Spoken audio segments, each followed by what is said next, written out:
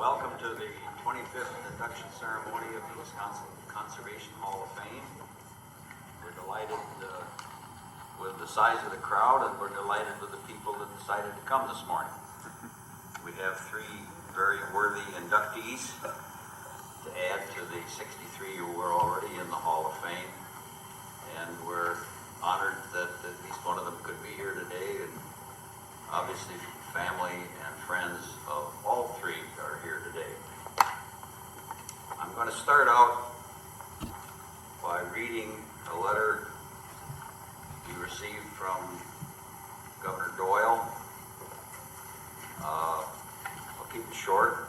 On behalf of the state of Wisconsin, I want to welcome you to the annual induction ceremony of the Wisconsin Conservation Hall of Fame.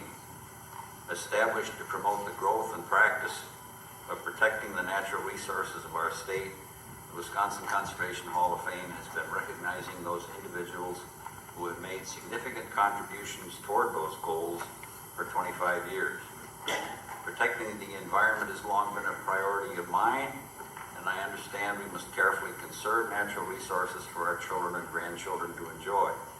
Our health, economy, and communities depend on maintaining a healthy environment, and I will work hard to continue the tradition of conservation that defines who we are in this state. Wisconsin has a long, proud history of environmental advocacy, and I recognize that protecting our environment is an enormous task that cannot be done by any one person alone. I truly appreciate the work your organization and all the leaders recognize do to protect the special places that define Wisconsin's past and future. Thank you for all of your hard work, and congratulations to the new inductees. Jim Doyle, Governor.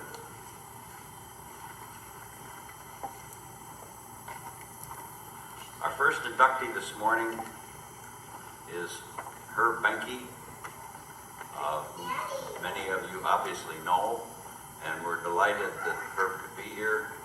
And we're going to ask Tom Lyon, who worked with Herb in the cooperative movement here in the state for many years, and has some words to say about our first inductee.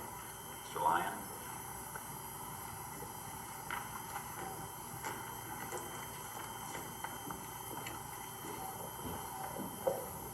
Well, thank you very much, Mr. Chairman, and Herb and Lenore and Chris and Kelly and a couple of cousins, Jim Behnke, who came here from Lake Tahoe for this event, and cousin Floyd from up in northeast Wisconsin, and all you distinguished conservationists. It's a very distinct honor for me to be a bit player in the induction of Herb Behnke into the Wisconsin Conservation Hall of Fame. I came to Wisconsin from Iowa more than 40 years ago. I had never owned a gun, a boat, or a fishing pole, and I'd never seen a white-tailed deer lope across an alfalfa field. Early on, Herb became my mentor on the great issues of the Wisconsin conservation culture. How many deer are in the woods? How many walleyes are in the lake? I quickly came to realize these statistics are well known by any sportsman worthy of a northern Wisconsin bar stool. But they are not generally in agreement with the DNR. From that introduction, Herb and I became business colleagues for a quarter century and friends for more than 4 decades. I found it an interesting phenomenon that hundreds of Wisconsin citizens as recent as this week will attend a county or a state meeting of the Conservation Congress to rail about the deer hunting regulations, but oftentimes no more than 2 or 3 will show up for the local budget meeting of the school board. As a young lad reared on a rocky Marinette County farm during the Depression and drought-stricken 1930s, Herb would have been judged an unlikely candidate to join the likes of Mirror and Leopold and Nelson and Knowles and Hanson and Stoddard and others in this Hall of Fame. During those Depression years, he assisted his parents produce and sell milk and meat and vegetables to the local residents.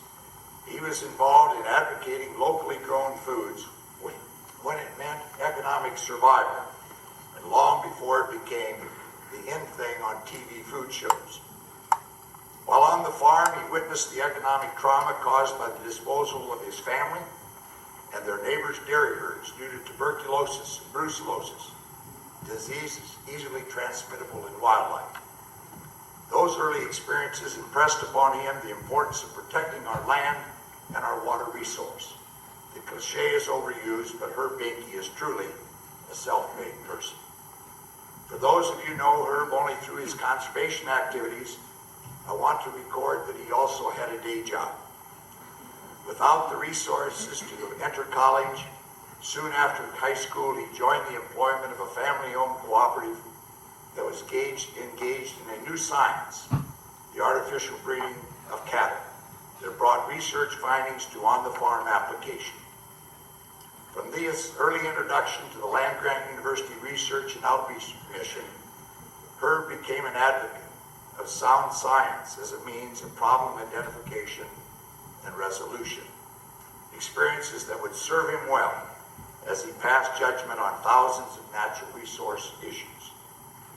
During his 42-year tenure, he held every marketing position in the organization, and through the cooperative structure had contact with thousands of Wisconsin farmers. One often hears that farmers are the greatest preservers of our land. That may be too broad a generalization, but not subject to question is that they control much of Wisconsin's land base, and their actions are vital to the sustainability of the landscape. Herb effectively represented their interests and many times negotiated their concerns with those of the more puritanical environmentalists. I have been witness to Behnke's square jaw approach when he believed either of the sides were attempting to cloud facts with emotion. He was a major contributor towards propelling the cooperative into one of the national and international prominence, with his leadership skills being well recognized. Herb served as president of the National Cattle Breeding Trade Association. He received their Distinguished Service Award. He also received the highest recognition given by the Wisconsin Cooperative Business Community and was named Agricultural Marketer of the Year. Now back to his avocation, conservation. Beyond his relationship to the land, Herb Behnke's early love affair with hunting and fishing led him to an avocational career of leadership in national resource conservation and environmental sustainability. He began through involvement in the Conservation Congress and the Northeast Wisconsin Planning Commission. These experiences led to appointment by Governor Warren Knowles to the Wisconsin Conservation Commission in 1967.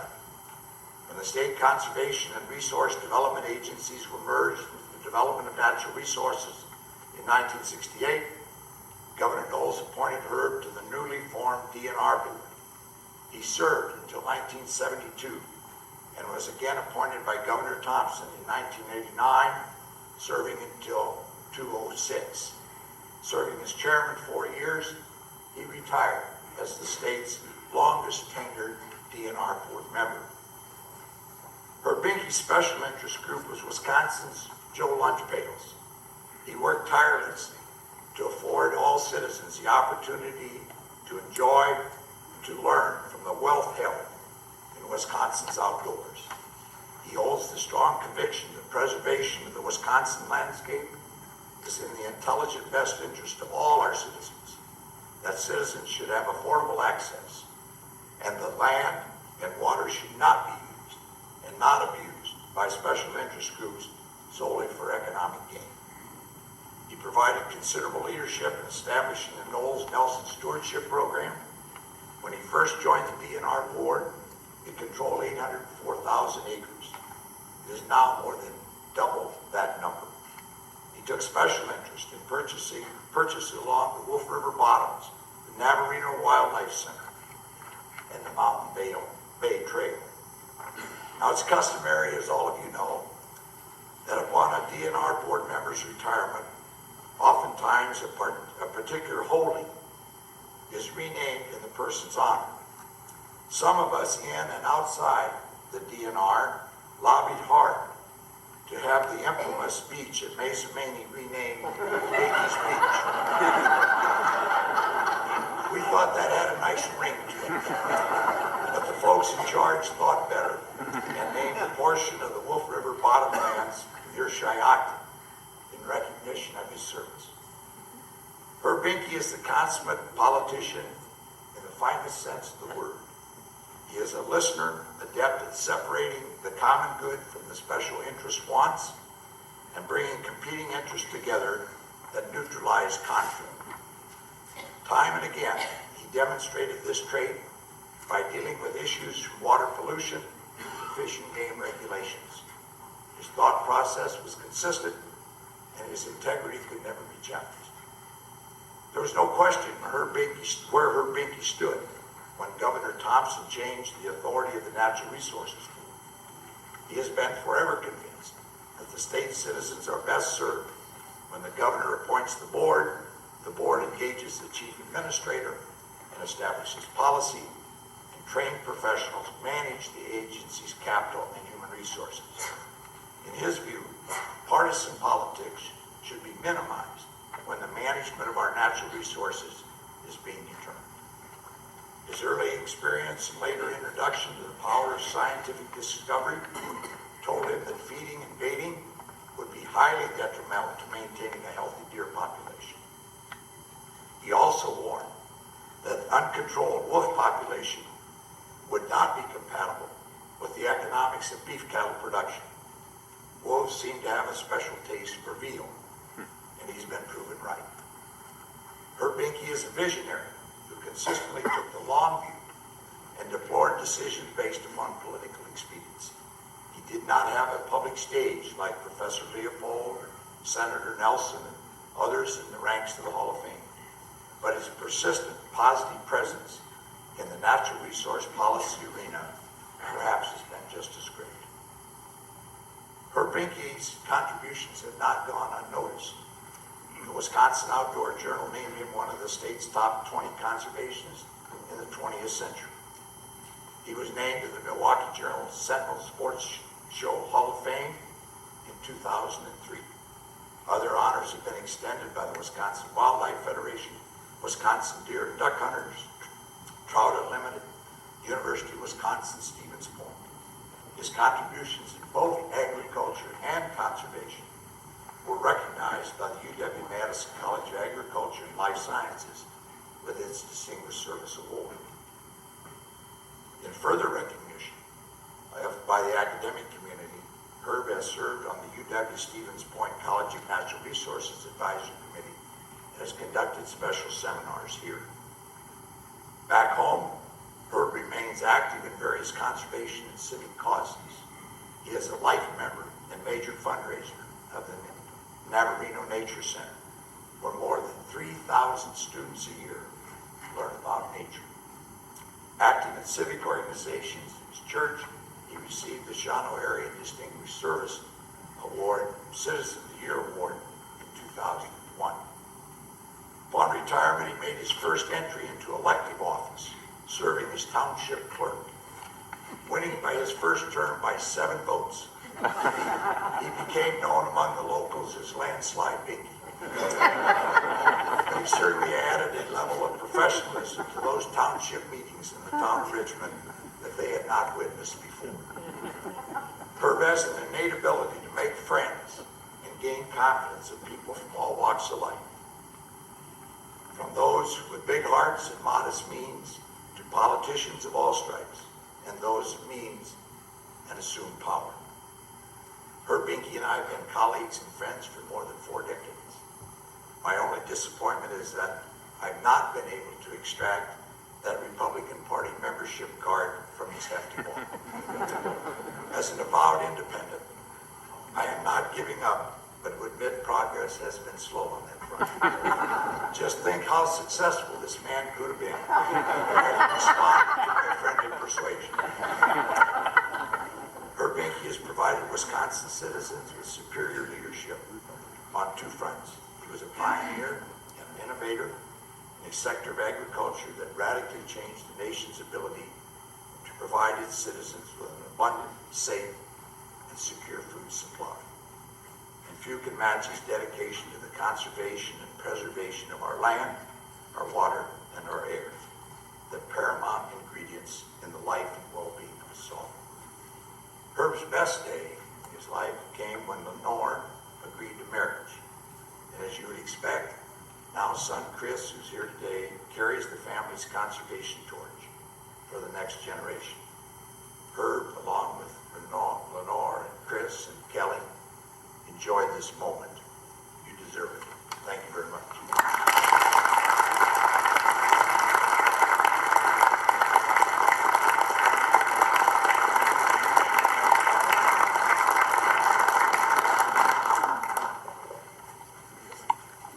Thank you, Mr. Lyon. Our next speaker on behalf of Herb Behnke is Dean Christine Thomas, Dean of the College of Natural Resources and Chair of the Wisconsin Natural Resources Board.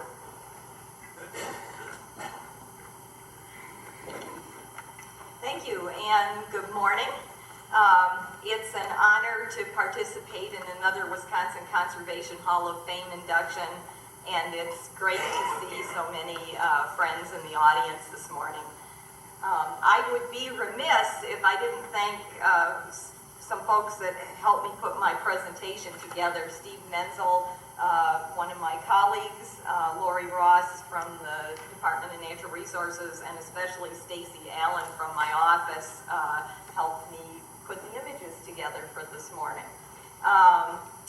Herb Behnke, the grand patron of Wisconsin conservation, actually, I haven't seen Bill Berry, but if he's in the audience, he knows that I always refer to Herb as the grand old man of Wisconsin conservation, affectionately, of course, but I thought that might look a little tacky up on the screen, so we adjusted the title a little bit. Herb has deep roots in Wisconsin. He started life on a dairy farm in Oconto County, attended country school during the Depression, and graduated from Lena High School during World War II. While hunting and fishing were mostly about putting food on the table in those days, life on a Wisconsin dairy farm during the Depression was not a time of hunger.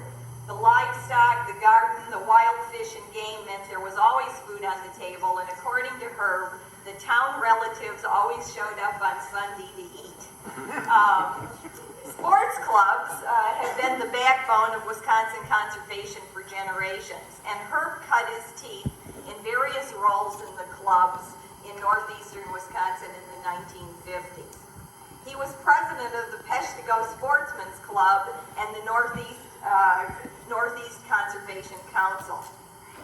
He was elected to represent both Marinette and Shawano counties in the Wisconsin Conservation Congress, and he spent 13 years in that role, serving on the Congress Big Game Committee, probably good practice for what was to come. In 1956, there was a big push to move Herb to the Conservation Commission, the precursor to the Natural Resources Board. Charles Frosty Smith of Wausau was stepping down, and northeastern Wisconsin thought they deserved a little more representation in the conservation action than they had been getting. That particular move failed, but Herb finally got his chance to join the commission in 1967 when Governor Warren Knowles appointed him to the commission. But life on the commission was to be short-lived, as Knowles had a vision for state reorganization, and some of you may remember the Kellett Commission that studied organization of Wisconsin government and recommended the merger of the Department of Resource Development with the Conservation Department, a move that was desperately opposed by sportsmen.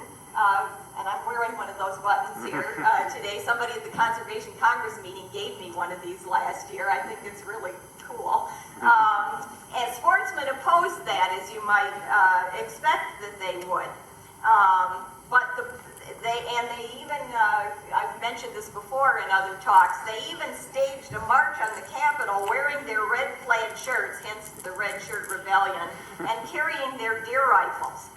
Well, while they scared the heck out of the legislature, they didn't scare them enough to keep them from reorganizing state government, and in fact, the Department of Natural Resources was created in 1967, and Herb was appointed to serve on its first board. Over the years, Herb served under 4 governors. Besides Knowles, Governor Thompson appointed him in 1989, and of course he served under McCallum when Governor Thompson went to D.C., and then Governor Doyle. Herb was chair for 4 years in the mid-90s. Lots of people have been on the commission and the Natural Resources Board, however, but why are we here today to honor Herb? Herb Behnke is a man who has dedicated his whole life as a citizen to conservation. Yes, he's a hunter and an angler, but he was also a steward of the environment. He cared about clean, and still does, cares about clean water and clean air. He is a champion of land acquisition, and over the years that Herb served on the board, the state nearly doubled its lands. This has led to places for people to walk in the woods with their children and grandchildren for many generations to come. I don't think there's hardly anything that we can do as a state that may be more important than this.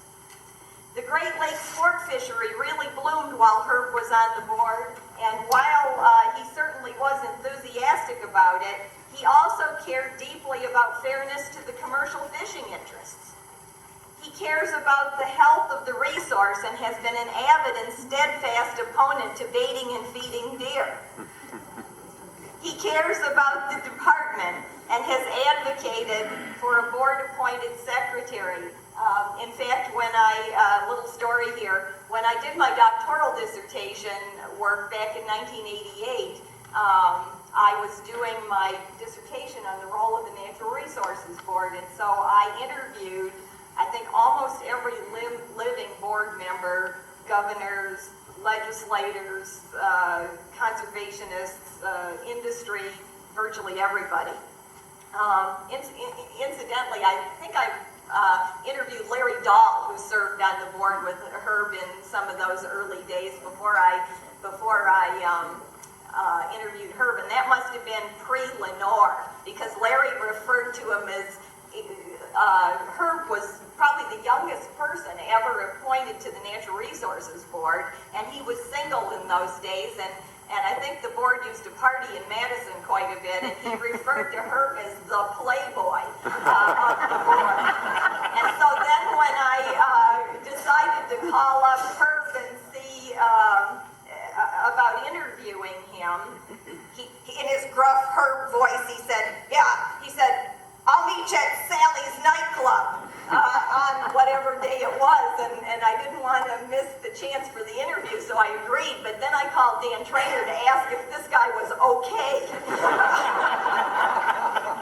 So Herb has a lot of board experience. He has advocated for citizen control of the Department of Natural Resources. He also has advocated for other good things in conservation, including alternative funding for the department. After his retirement from the board, he continues to serve in many ways. He continues membership in the Wisconsin Wildlife Federation. He belongs and supports the Navarino Nature Center, Trout Unlimited, and the Spooner Muskie Club. He's never abandoned those early club roots. He has won more awards from more organizations than you can count, including one he shares with many other Hall of Fame inductees, one of the 20 most influential conservationists of the 20th century. And out in the lobby this morning, it sounded like Herb was going for the 21st century recognition, too. He's a man of integrity, a man who dedicated more than 60 years to grassroots conservation in our state, a man who listened and learned and who made decisions and stuck with them. He is and has been and is an example to all of us. I'm proud to have been asked to say a few words on behalf of my friend, Herb Behnke. Herb, congratulations. You really deserve this.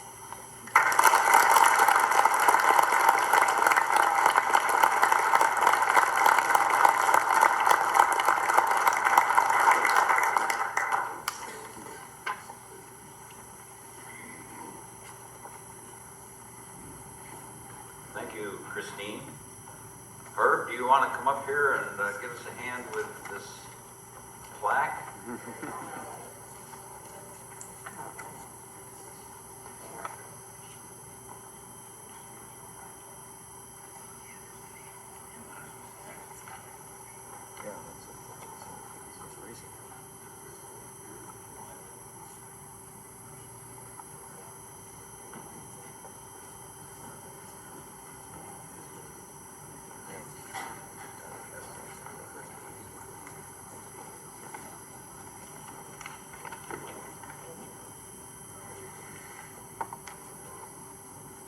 I want to just read a part of a legislative resolution that we received.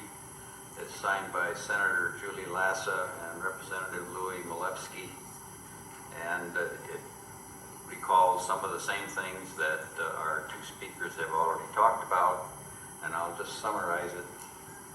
The last whereas, and there are always lots of whereases in anything that comes from the legislature. Whereas Herbert F. Behnke is a 2009 inductee into the Wisconsin Conservation Hall of Fame. Now therefore, Senator Julie Lassa and Representative Louis J. Malevsky Jr. on behalf of the state of Wisconsin hereby honor Herbert Behnke for his dedication to environmental protection and preservation of our natural resources, which has enabled generations of Wisconsin residents to enjoy our pristine outdoors. Dated today, we just got it. Herb, would you like to say a few words? Do you want to come here or do you want to do it from there?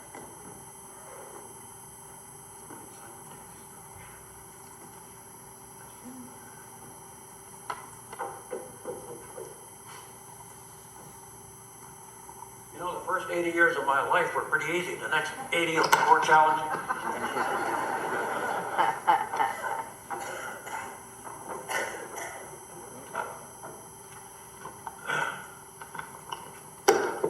If you ever decide to have a laminectomy, do it more than 4 weeks before. You're going to have to do something like what I'm doing here right now. Thank you, Tom. Thank you, Christine. It's really a pleasure to be here and see so many of you, so many of my friends that are here today. Wisconsin is an outdoor paradise. We have an abundance of wildlife, 15,000 lakes, over 30,000 miles of rivers and streams, and the finest state park system in the nation. But it has not always been that way.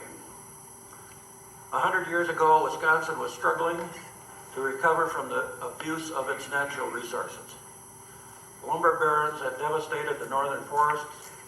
Uncontrolled fires turned northern Wisconsin into a scorched, black landscape devoid of trees and or animal life. Industrial and human waste was being discharged into the rivers and streams and lakes. Wetlands, those sponges of nature that gather water and purify it before returning it to the aquifer for human consumption. They were drained. Wetlands were drained, and as a result, we now find empty and some polluted aquifers. When would this ecological rape of the earth end, and who would do it? Political management of Wisconsin's environment obviously was not getting it done. In the Wisconsin Conservation Hall of Fame are some of the many who would step forward, and with their unique talents and determination to make it happen. When the U.S. Forest Service transferred Aldo Leopold from New Mexico to Wisconsin in 1924, he and Isaac Walton League leader Haskell Noyes, along with Madison attorney William Aberg, and a conservation coalition they built, pushed for a law centralizing Wisconsin conservation activities under a director and 6 unpaid commissioners. This became a key issue in the gubernatorial campaign of 1926. It passed the legislature and was signed into law by Governor Zimmerman, creating the Wisconsin Conservation Commission.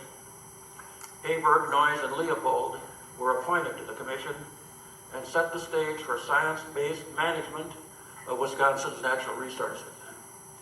It rebuilt the northern forest, restored wildlife habitat, and expanded fisheries programs. Career employees instead of political appointees became the top administrators in Madison and developed long-range land use plans. Recreational programs were expanded far beyond hunting and fishing in Wisconsin, and our state gained national recognition for its management program. Environmental protection of Wisconsin's natural resources became a top priority during this period. In 1950, Green Bay lawyer and Isaac Walton League leader Virgil Minch brought a lawsuit against the Wisconsin Public Service Commission. At issue was a permit issued to the Namakagon Hydro Company to construct a dam on the Namakagon River to generate electricity. The Public Service Commission was following a state law that prohibited it from denying permits that had been approved by a 2/3 vote of a county board. The Washburn County Board vote to approve the dam had been unanimous. Minch took the lawsuit to the state Supreme Court and argued that the county board law was unconstitutional. He told the court, the state is the trustee of the public trust doctrine and cannot delegate any part of it to local government. Minch won that lawsuit, and the public trust doctrine was preserved, and the Namakagon is still one of Wisconsin's most beautiful, free-flowing rivers. Bill Peterberg was a voice crying in the wilderness in the 1970s when he found that lead shot was poisoning thousands of migrating ducks and geese. His Get the Lead Out of Waterfowl Hunting sermon was preached up and down the Mississippi Flyway. Today, lead shot is banned throughout the United States and Canada. One man, Bill Peterberg, made a difference. Governors Nelson and Knowles had future generations in mind when they instituted the stewardship program that has preserved Wisconsin's precious gems for all time to come. Wisconsin resource management became more difficult in 1995 when the DNR secretary became a cabinet appointee of the governor and no longer responsible to the Natural Resources Board. When Jim Doyle became governor 6 years ago, all top administrators were immediately replaced by political appointees, and they asked me to resign that very day. There has been a noticeable loss in continuity of purpose, as career DNR employees are now forced to wait for political approval before implementation of needed programs. The time has come again for citizen action to get politics out of environmental and resource management. A number of state legislators agree. State Representative Spencer Black has introduced Assembly Bill 138, which would return control of the DNR to the Wisconsin Natural Resources Board. Momentum is building. The bill has 68 co-signers, constituting a majority in both houses of the legislature, ensuring its passage, but still not veto-proof. The Wisconsin Conservation Congress and the Wisconsin Wildlife Federation, with membership in every county, are contacting legislators not yet supportive of Assembly Bill 138. It's been a real privilege for me, a country boy from Lena, to participate in Wisconsin rise to the top of the nation in outdoor recreation. I had a lot of help and guidance along the way. Senator Reuben Lefebvre of Oconto was a powerful voice in Madison and influenced Governor Knowles to appoint me to the Wisconsin Conservation Commission in 1967. He also supported me in 1968 when the governor appointed me to the first Natural Resources Board. Dick Matty opened the door for my appointment by Governor Thompson in 1989. DNR Secretaries Buzz Bazani, George Meyer, and Darrell Bazell were outstanding leaders. They understood and respected their relationship to the Natural Resources Board. I also have great respect for the DNR professionals that statewide manage the environment and our natural resources and are down in the trenches doing everything that they need to do day in and day out. The 29 citizens I served with during my 22 years on the Natural Resources Board were outstanding individuals, and I see a number of them here today, and they provided policy direction for the DNR. And last, but definitely not least, there was always Lenore at my side. She answered the phone a lot. It is with a great deal of pride and humility that I accept the honor of entering into the Wisconsin Conservation Hall of Fame. Thank you.